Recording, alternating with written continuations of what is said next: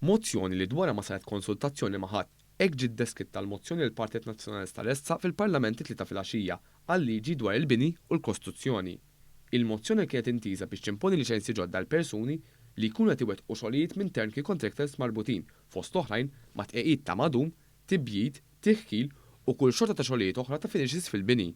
Dan bil-maqlub ta' dak li jagħmel il-Gvern meta f'Marzu li għadda ħabba l-proċess ta' konsultazzjoni pubblika bħala parti mir-riforma estensiva li saħħet ir-regolamenti fis-settur tal-kostruzzjoni, inkluż fl-iskavar u twaqqih.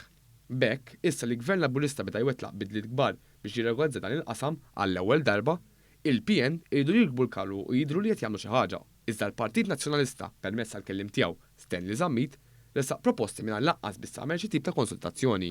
Dwar dan kitbu kemm il-gazzetta kulħadd fl-aħħar ħaġa tagħha u s-sit Total.mt li staqsit ukoll il-numru ta' operaturi fis-settur biex jagħtu l-fema tagħhom dwar dak li ġie propost mill-PN. Madankollu, ir-reazzjoni li ngħataw kien li ħadd ma kien informat dwar dak li kienet jipproponi l-Partit Nazzjonalista. L-istess sit wera wkoll li ma jidher li sar l-ebda studju jew diskussjoni dwar l-impatt li dawn il-bidliet jistgħu jġibu. Meta indirizza l-Parlament it-tlieta filgħaxija, il-Ministru għax-Xogħlijiet Pubbliċi u l-Ippjanar żvela email li ntbagħat mill-Kap Eżekuttiv tal-Kamra tan-Negozji Żgħar u Medji Abigail Mamo lill-kellim Nazzjonalista.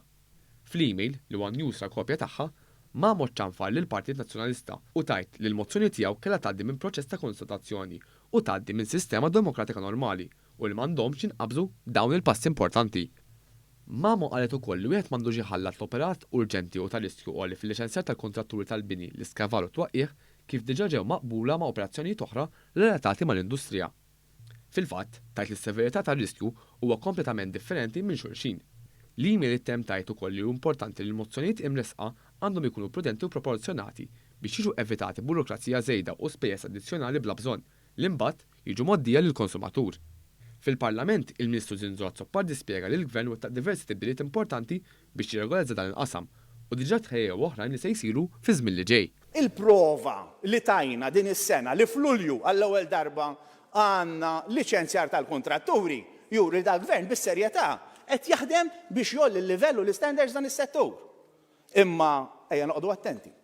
Illi l-bidliet ma jsirux billi niġu hawnhekk ma nitkellmu ma' ħadd u immorru u nipproponu liċenzji li jolqtu mijiet jekk mhux eluf ta' ħaddiema u operaturi mingħajr ma nkunu tkellimna ma' ħadd.